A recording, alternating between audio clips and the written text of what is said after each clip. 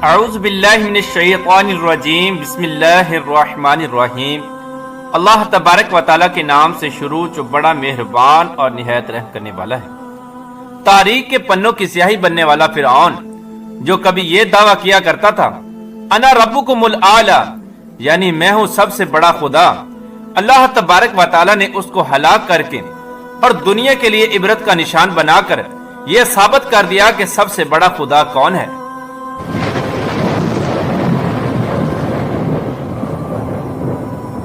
پیارے دوستو، فرعون مصر کی تاریخ کا ایک ایسا بدبخت بادشاہ گزرا ہے جو خود کو خدا کہلواتا تھا اور زبردستی لوگوں سے اپنی پوجا کرواتا تھا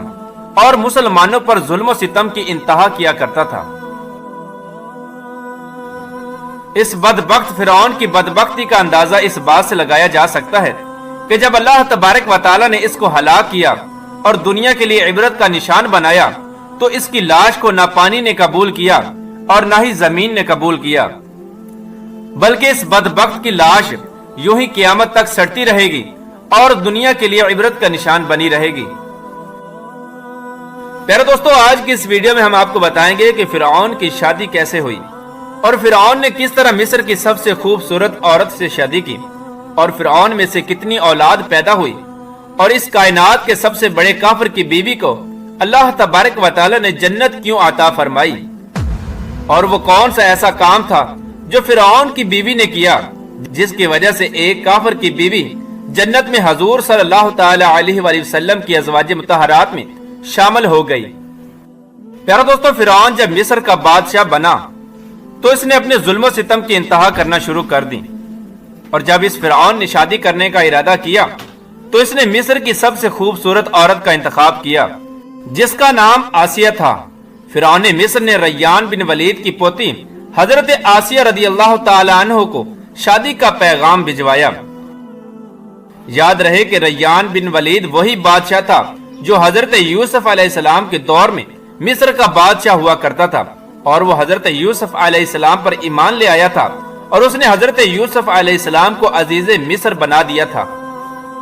خیر، جب حضرت آسیہ رضی اللہ تعالی عنہ کو فرعون نے شادی کا پیغام دیا تو یہ ان کے والد اور حضرت آسیہ رضی اللہ تعالی عنہ کو بھی ناگوار گزرا، کیونکہ فرعون مصر کے اندر پہلے دن سے ہی ظلم اور بربریت کے لیے مشہور تھا۔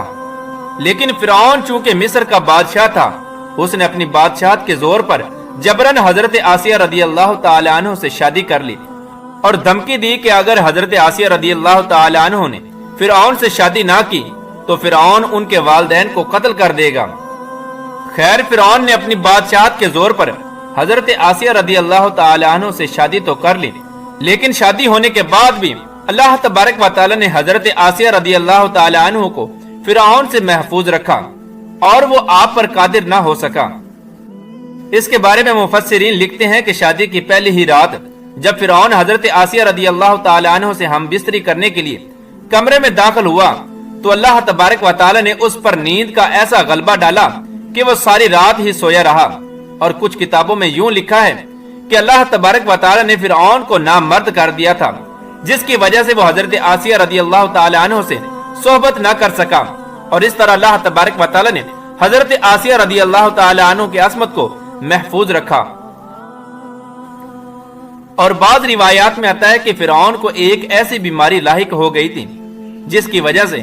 مصر کے طبیبوں نے اس کو ساری عمر کے لیے صحبت کرنے سے منع کر دیا تھا۔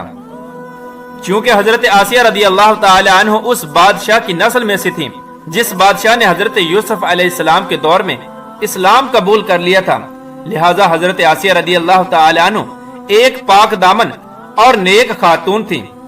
ایک طرح سے یہ حضرت آسیہ رضی اللہ تعالی عنہ کی کرامت ہی تھی کہ اللہ تبارک و تعالی نے حضرت آسیہ رضی اللہ تعالی عنہ کو فرعون کے ناپاک جسم سے محفوظ رکھا۔ پیارے دوستو، اب بات کرتے ہیں کہ فرعون کی کتنی اولاد تھی۔ بعض روایات میں فرعون کی ایک بیٹی کا ذکر ملتا ہے، لیکن وہ بیٹی در حقیقت فرعون کی اولاد میں سے نہیں تھی۔ آپ کو یہ بتاتے چلیں کہ وہ لڑکی انہوں نے کسی سے لے کر پالی تھی،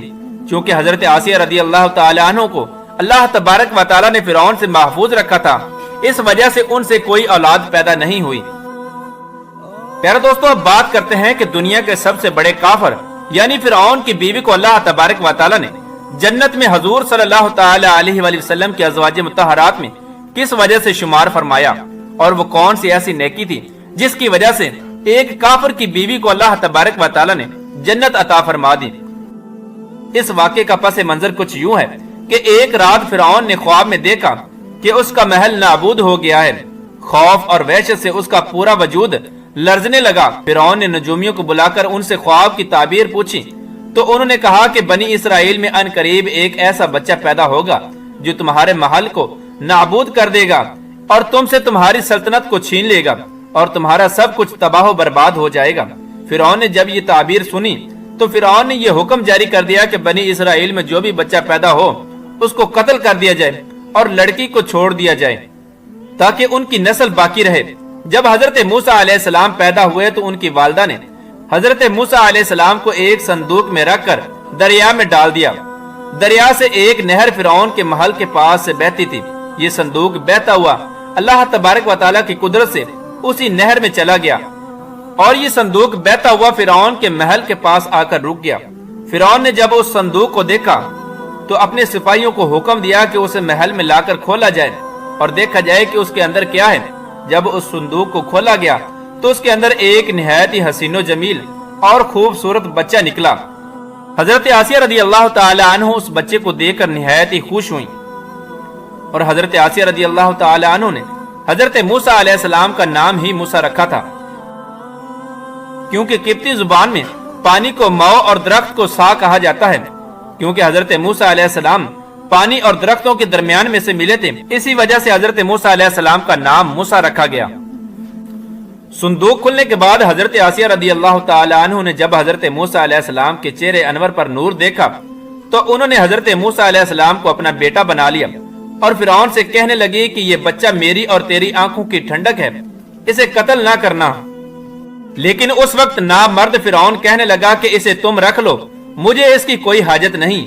حضرت محمد مصطفیٰ صلی اللہ تعالی علیہ وآلہ وسلم ارشاد فرماتے ہیں کہ اگر آسیہ کی طرح فرعون بھی اس بات کا اقرار کرتا کہ یہ بچہ اس کے آنکھوں کی بھی ٹھنڈک ہے تو اللہ تبارک و تعالی ضرور اس کو ہدایت عطا فرماتا اور اس کو حضرت آسیہ رضی اللہ تعالی عنہ کی طرح ایمان سے نوازتا۔ لیکن بدبخت فرعون اس کے نصیب میں ایمان تھا ہی نہیں، اس وجہ سے اس نے اس بات کا اقرار نہیں کیا۔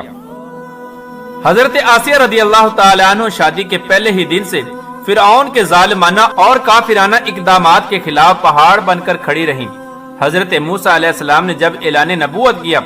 اور جب محل میں جادوگروں سے مقابلہ کیا تو یہ دیکھ کر حضرت آسیہ رضی اللہ تعالی عنہ حضرت موسیٰ علیہ السلام پر ایمان لے آئیں، اور ایمان لانے کے بعد کافی دنوں تک انہوں نے اس بات کو فرعون سے چھپائے رکھا۔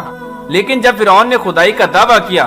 اور لوگوں سے خود کو سجدہ کروانے لگا تو پھر حضرت آسیہ رضی اللہ تعالی عنہ کھل کر میدان میں آ گئی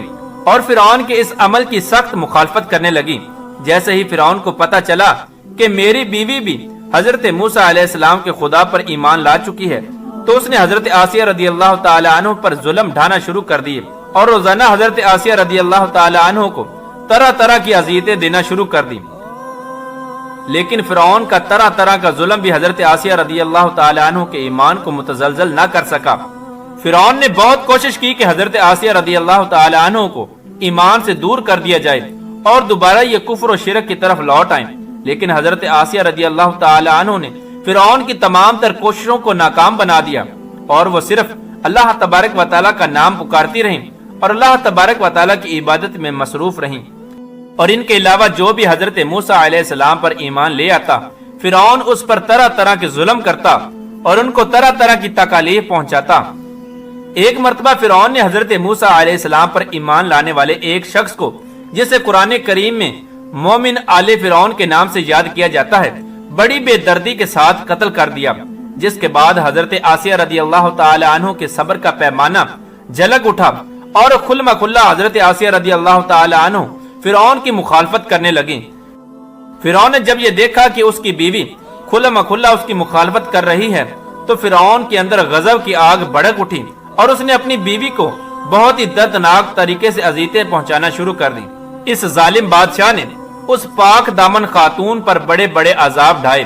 ان کو بہت زیادہ مارا اور زد و کوب کیا۔ اور اپنے ظلم کی انتہا یہاں تک کر دی کہ حضرت آسیہ رضی اللہ تعالیٰ عنہ کے دونوں ہاتھوں اور دونوں پیروں کے اندر لوہے کی کیلیں ٹھوک کر چاروں کونوں میں اس طرح جکڑ دیا کہ حضرت آسیہ رضی اللہ تعالیٰ عنہ ہل بھی نہ سکتی تھی، اور بھاری پتھر آپ کے سینے پر رکھ کر ان کو گرم ریت کے اندر لٹا دیا اور پانی بند کر دیا۔ اس طرح کے دردناک ظلم و جبر کرنے کے باوجود بھی حضرت آسیہ رضی اللہ تعالی عنہ کا ایمان مضبوط رہا اور وہ اللہ تبارک و تعالیٰ کی وحدانیت پر ثابت قدم رہی۔ اور بعض روایات میں آتا ہے کہ فرعون نے حضرت آسیہ رضی اللہ تعالی عنہ پر اس قدر ظلم کیا کہ حضرت آسیہ رضی اللہ تعالی عنہ کی خال تک اتروا دی،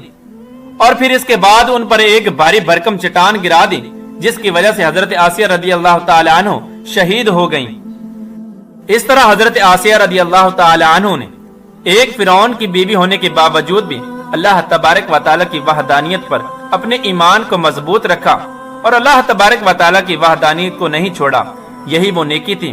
جس کی وجہ سے اللہ تبارک و تعالیٰ نے حضرت آسیہ رضی اللہ تعالی عنہ کو یہ مقام عطا فرمایا کہ وہ جنت کے اندر حضور پاک صلی اللہ تعالی علیہ وآلہ وسلم کی ازواج مطہرات میں ہوں گی، اور جنت کے اندر حضور پاک صلی اللہ تعالی علیہ وآلہ وسلم کی زوجہ ہونے کا شرف ان کو ملے گا۔